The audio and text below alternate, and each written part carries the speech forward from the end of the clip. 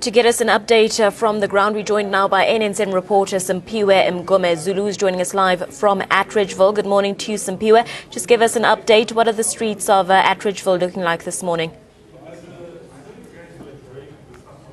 Yes, good morning to you. I was in the streets of Atteridgeville earlier this morning where life had remained as usual. It is now very calm in Atteridgeville, no longer the scenes that we'd seen yesterday of the protesting. At this current moment, I am in Kirkney. Kirkney is in the west of Pretoria, where there have been some clashes between residents as well as police officers this morning.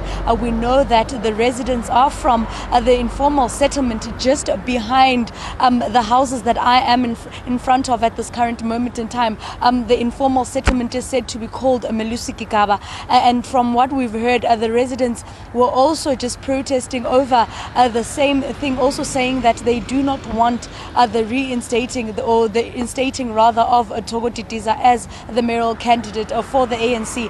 From what they say, they have been promised RDP houses. They are currently living in shacks, and they've been told that they will receive RDP houses from December. So they have raised concerns that they feel if there is perhaps a change of the mayoral candidate, then perhaps the ANC won't fulfill some of the promises that they have made to them in the past. They feel that perhaps the change of leadership will break in the consistency of service delivery in the area. But we do know that earlier on there were clashes. Police did have to disperse some rubber bullets on those who were protesting, barricading roads out here. The police are still keeping a close watch. They are just parked behind me, and also several other squad cars just parked around the area to ensure that more violence doesn't break out. We know that the residents did move into some of the houses here at the in the settlement that is just next door of the informal settlement, and they did move a scrap car out of one of the yards with the intention to burn it. The police, however, did manage to kind of block some of these protesters from being able to do that. Some people, there was talk of ANC top brass set to meet with branch members in and around Tshwane. The talk of the town is that it has been cancelled. Can you confirm that? Yes, definitely, Peter. We have been told that the meeting that was scheduled between some of those 107 branches in Tshwane has since been cancelled, which raises many questions around how the ANC is going to choose to deal with this matter of the Tshwane unrest. Does it mean that they no longer see it as a priority worth meeting over? We did know that by the time the residents separated from Ramokgopa, that is the residents in Atteridgeville, many of them seemed much calmer, and this morning we've heard that various streets. I've been able to make my way to Mabopane this morning. It was the same thing.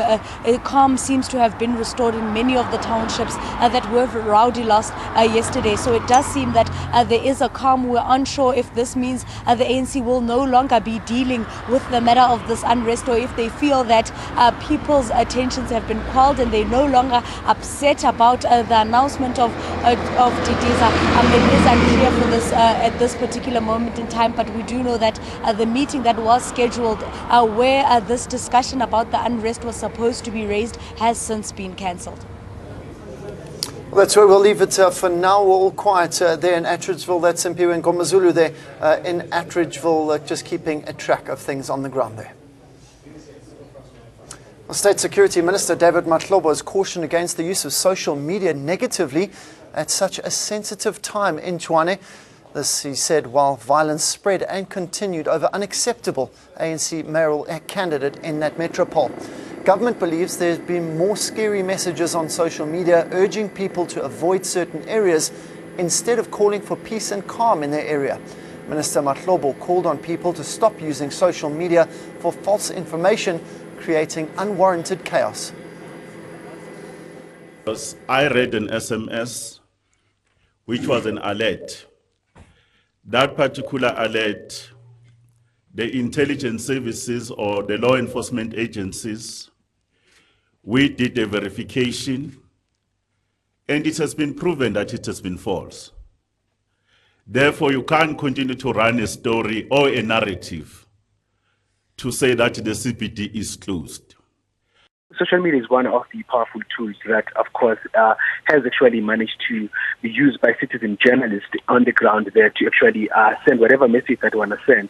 And this message, particularly like the minister referred to, is a message that was sent by individual and moving around, and that has caused panic with regards to the simply saying that Tshwane actually is the CBD is closed, and that also goes back to actually now that people on social media, they need to actually verify the information that is out there. Even journalists themselves, that if one individual sends a certain tweet or a message on social media, it needs to be verified thoroughly to actually give a clarity in terms of what's happening.